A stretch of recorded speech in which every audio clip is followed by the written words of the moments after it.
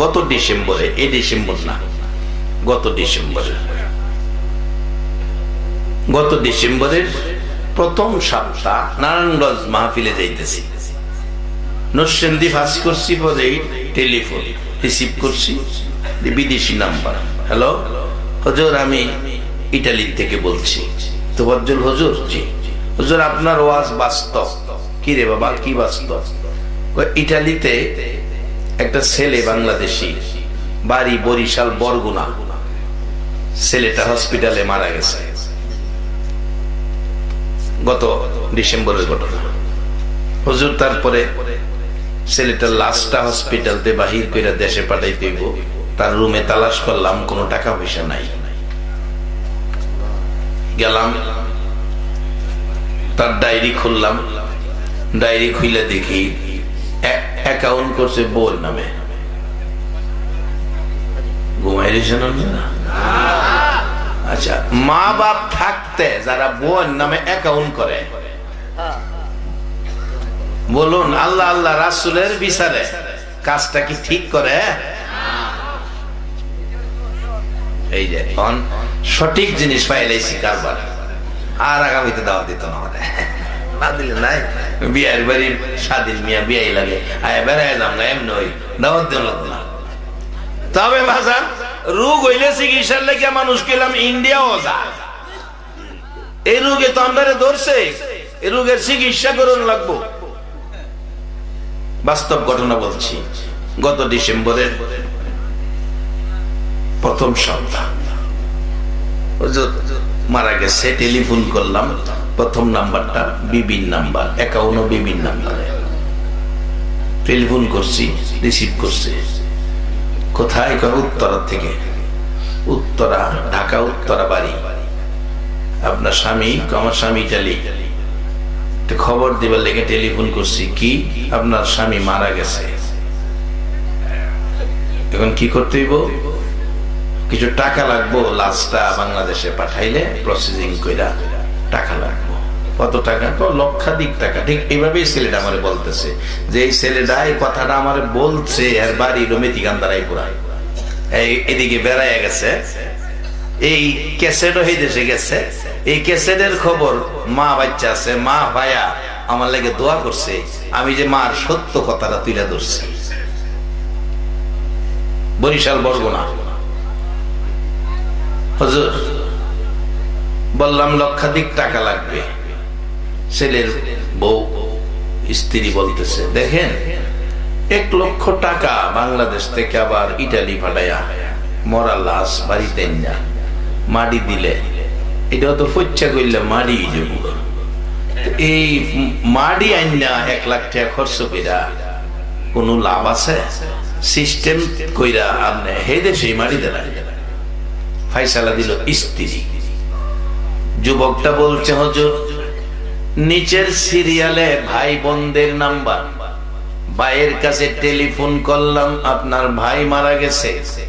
ভাইয়ের কান্না আকাশ বাতাস যেন ভর মানে না। বলছে ভাইয়ের লাশটা পাঠাও, টাকা লাগবে। টাকা তো আমাদের দেয় নাই, তার বউয়ের নামে অ্যাকাউন্ট, বউয়ের কাছে সব টাকা। হুজুর 3 নাম্বার সিরিয়ালে দেখি ছোট্ট একটা নাম, একটা অক্ষর। বলুন এই নামটা কার? আওয়াজ করে বলুন। মাগো মা, ও মা, তোমার মতো দরদি জগতে হয় না। ছোট্ট একটা নাম, 3য় নাম্বারের সিরিয়ালে ফোন করেছি, রিসিভ করে শোনা যায় মা কাঁদতেছে, মা কাঁদতেছে। 15 মিনিট সময় পার হয়ে গেছে, কথা বলার পরিবেশ পাই না। যুবকটা বলছে 15 মিনিট পর জিজ্ঞেস করলাম, মা কাঁদতেছেন কেন? আমি ইটালি থেকে বলছি। মা বলছে, বাবা আমার ছেলে ইটালি থাকে, তোমরা কেমন আছো? ছেলেটা বলছে, ভালো আছি। কাঁদতেছেন কেন আপনি? খবরটা কর। মা ডাকতেছে, বাবা কান্দি রে, কেন জানি আজকে সকাল থেকে আমি মার কলিজায় আগুন লাগা গেছে। বলুন দেশে হোক আর বিদেশে হোক, সন্তানের কিছু হইলে পৃথিবীর কেউ জানে না, আগে জানে কে? মায়ের কান্না এখনো শেষ হয় না। তাই কোন কবি বলেছেন, মায়ের কান্দন সারা জীবন, 2-4 মাস বোনের কান্দন রে, ঘরের পরিবারের কান্দন কয়েকদিন পর থাকে না। দুঃখের দরদি আমার জনম দুঃখী মা, 10 মাস 10 দিন মায়ে গর্বে দিল ঠাই, মায়ের রক্ত খায় আমরা আইলাম দুনিয়ায়। দুনিয়ায় আসিয়া যখন উঠিলাম কান্দিয়া, শান্ত করিল মায়ে বুকের দুধ দিয়া। আরে মায়ের প্রসবের কালে বুক বেসে যায় নয়ন জলে রে, মায়ের প্রসবের কালে বুক বেসে যায় নয়ন জলে রে। ও মা সন্তানের পাইয়া বুকে বুলে প্রসব যন্ত্রণা, দুঃখের দরদি আমার জনম দুঃখী মা। মা জবাব দিচ্ছে, রে বাবা কেন জানি সকাল থেকে আমার কলিজায় আগুন জ্বলতেছে। এবার ছেলেটা বলছে, মা গো আগুন জ্বলার কারণ গো মা, তোমার ছেলেটা মারা গেছে। হুজুর এমন একটা চিৎকার মা দিছে, এমন একটা চিৎকার মা দিছে, হুজুর কলিজা মানাইতে পারি না, মন কয় আল্লাহর আরশ কাঁইপা উঠছে। বলছে, বাবা আমার ছেলের লাশটা দেশে পাঠাইয়া দাও, দেশে পাঠাইয়া দাও, দেশে পাঠাইয়া দাও। টাকা লাগবে বাবা রে, আমারে টাকা দিত না, আমার কাছে টাকা নাই, আমার ছেলের লাশ তোমাদের কাছে ভিক্ষা চায়। হুজুর মায়ের কাকুতি মিনতি দেখে বাংলাদেশি মসজিদে মসজিদে আমরা হাত বাড়াইলাম, অনেক টাকা উঠলো। লাস্ট দেশে পাঠানোর প্রসেসিং করার পরেও 80,000 টাকা বেশি হইল। লাশের সাথে টাকাটা দিয়ে দিলাম, খবর দিলাম 80,000 টাকা আছে লাশের সাথে। এবার টেলিফোন করছে স্ত্রী, লাশটা আমার ঠিকানায় পাঠাও, আমার স্বামীর গার্জিয়ান আমি। ঘুমায় গেছেন না? গার্জিয়ান হয়েছে কি লাশের লাগিয়া? কে লাগিয়া? কে লাগিয়া?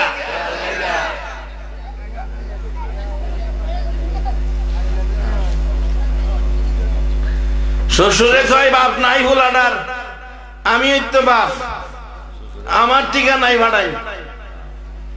ভাই বোনেতে কয় আমার ঠিকানায় ভাড়াই। মা কান্দে, বাবারে আমি টাকা চাই না, আমার সোনার শাক, আমার সোনার শাক সন্তানরে আমার কাছে পাঠাও। আমি মা মৃত ছেলেটারে বুকে লইয়া আমার আগুনটা নিভাইয়া আমি দাফন করব। টাকা চাইলো না শুধু একজন, বলুন এই লোকটা কে? মা।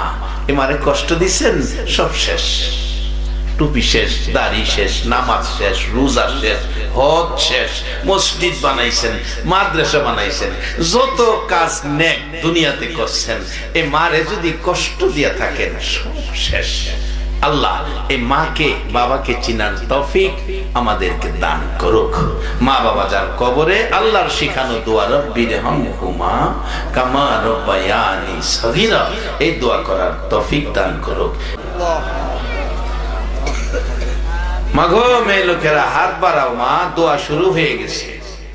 রব্বানা যালামনা আনফুসানা ওয়া ইল্লাম তাগফির লানা ওয়া তারহামনা লানাকুনান্না মিনাল খাসিরিন রব্বিরহামহুমা কামা রাব্বায়ানি সগীরা।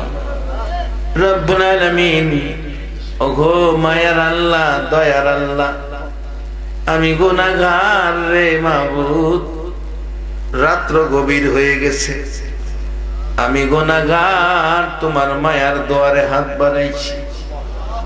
মাবুদ তুমি বলে বান্দার গুনাহ মাফ করতে আনন্দ পাও, জীবনে গুনাহ করেছি, মাফের জন্য তোমার কাছে হাত বাড়াইছি।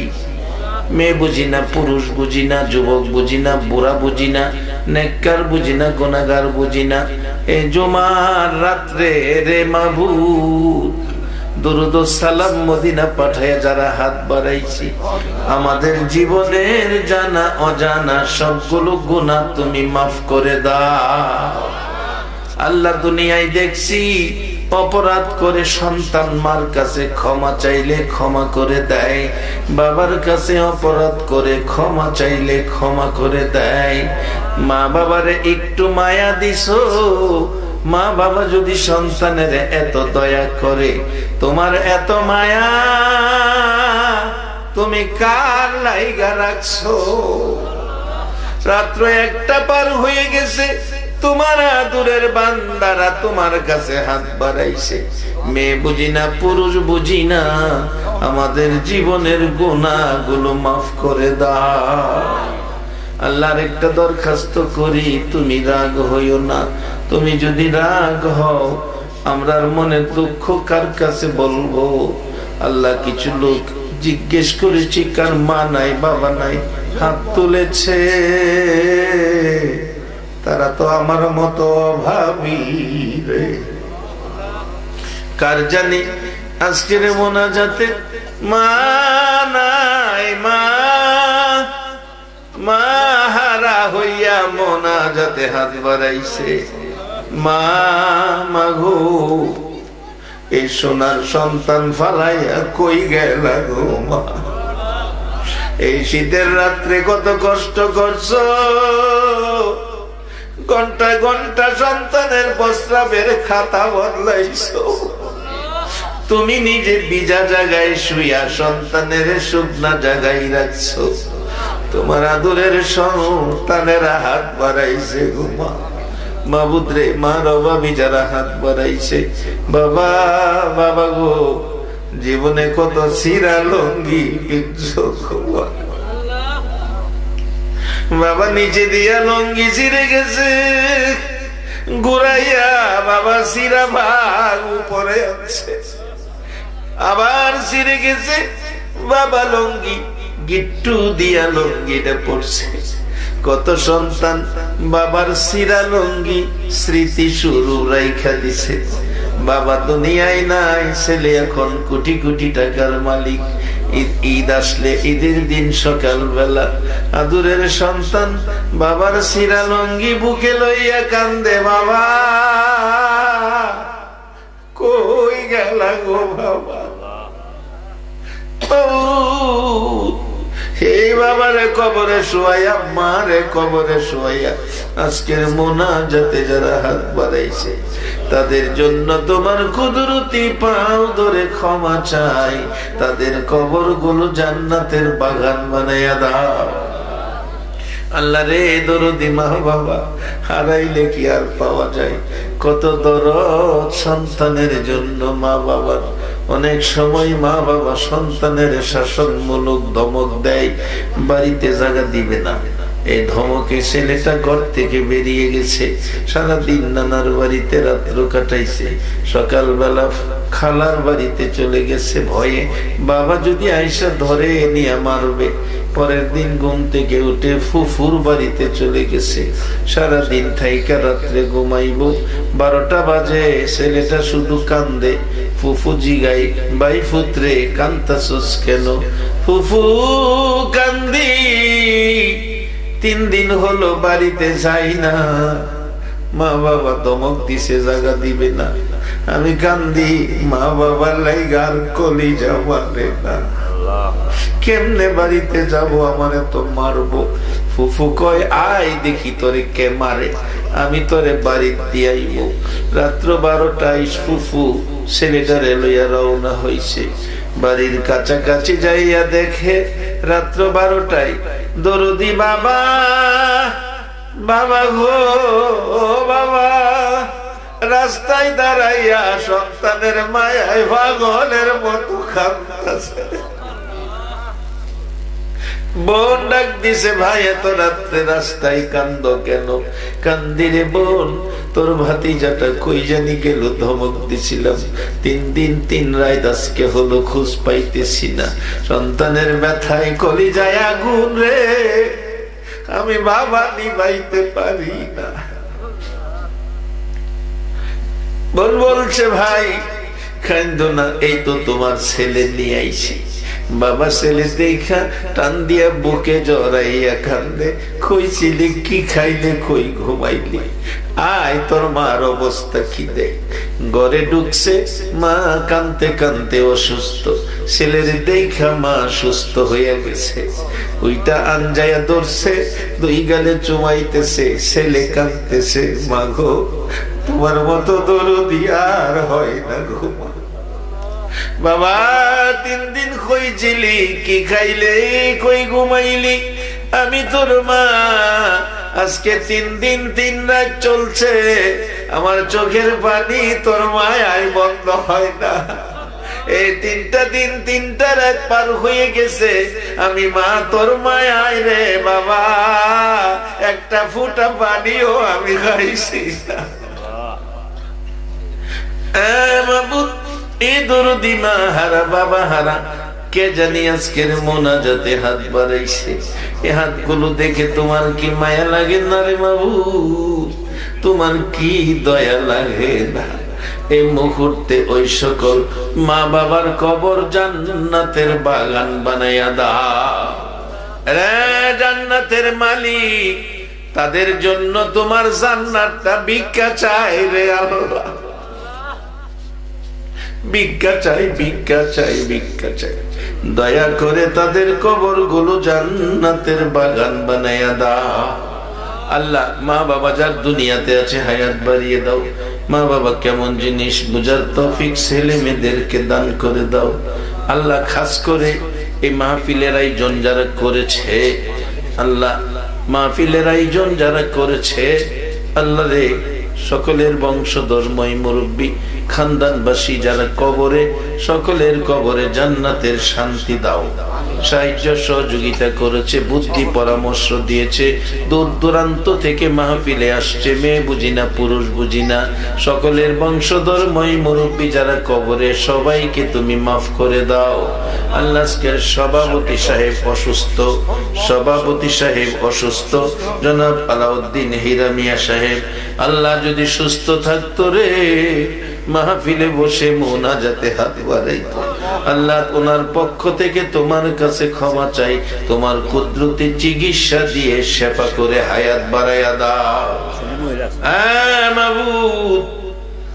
এই মাহফিলের সহসভাপতি বৃন্দ সবাইকে তুমি মান সম্মান ইজ্জত হায়াত বাড়াইয়া দাও আল্লাহ। কমিটির সকলকে হায়াত বাড়াইয়া দাও আল্লাহ। অনেক মা বোনেরা অনেক টাকা দিয়েছে তোমার নবীর ঘর মাদ্রাসার জন্য আল্লাহ, তাদেরকে তুমি হায়াত বাড়াইয়া রাবিয়া বস্তির মতো নেককারিনী বানাইয়া দাও আল্লাহ। খাস করে আমার বিয়াই স্বাধীন মিয়া সাহেব আল্লাহ বারবার আমাকে টেলিফোন করে দাওয়াত ঠিক আছে নি, ঠিক আছে নি, কত বিরক্ত করছে। এই আগানগরের মাহফিলটা তুমি কবুল আর মঞ্জুর করে লও আল্লাহ। মাহফিলে যারা বসে আছে সবাইকে নেক হায়াত বাড়াইয়া দাও আল্লাহ। যার মনে যে আশা, সকলের মনের আশা পুরা করে দাও আল্লাহ। আমাদের মধ্যে যারা নামাজি নামাজ কবুল করে লও, যারা নামাজ পড়ে না নামাজের বোঝ দান করে দাও, যারা ব্যবসা করে ব্যবসায় বরকত দাও, যারা চাকরি করে পদোন্নতি দান করে দাও, যাদের ছেলেরা ভাইয়েরা বিদেশ থাকে, যেই যেই দেশে থাকে সহি সালামতে রাখো আল্লাহ। আজকের ভাষ্যকার, আজকের সকল বক্তবৃন্দ সবাইকে নেক হায়াত বাড়াইয়া দাও আল্লাহ। খাস করে যুবকদেরকে ইমাম হাসাইন হুসাইনের মতো সত্যবাদী বানাইয়া দাও। সাদা দাড়িওয়ালা মুরব্বীগণকে আবু বকর সিদ্দিকের মতো নবীর আশেক বানাইয়া দাও। আলেম ওলামাদেরকে নাইবে নবী হিসাবে কবুল করে লও মাবুদ। এই কচি কচি বাচ্চাগুলোরে মাজার মুআফিজের মর্যাদা দান করে দাও আল্লাহ। তরুণদেরকে আমার নবীর প্রেমের মালা গলায় পরাইয়া দাও এই এলাকায় তুমি রহমত বরকত শান্তি দ্বারা ভরপুর করে দাও। মাহফিল শেষে যারা যেখানে যাবে সহি সালামতে জায়গায় জায়গায় পৌঁছাইয়া দাও। মাবুদ, মাবুদ রে, জীবনে একটা বার মক্কা মদিনায় যাওয়ার তৌফিক দিয়ে দাও। মক্কা মদিনায় যদি যাওয়ার তৌফিক না দাও, মদিনার নবীরে একটা রাত্রে ঘুমের ঘরে স্বপ্নে দেখাইয়া দাও। যতগুলো দরখাস্ত করলাম মাহফিলের উসিলাই, দুরুদ সালামের উসিলাই, জিকিরের উসিলাই, সবগুলো তুমি কবুল আর মঞ্জুর করে লও।